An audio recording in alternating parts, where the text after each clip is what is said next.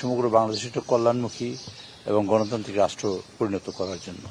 সেই লক্ষ্যে পার্লামেন্ট হবে সকল কার্যক্রমের কেন্দ্রবিন্দু।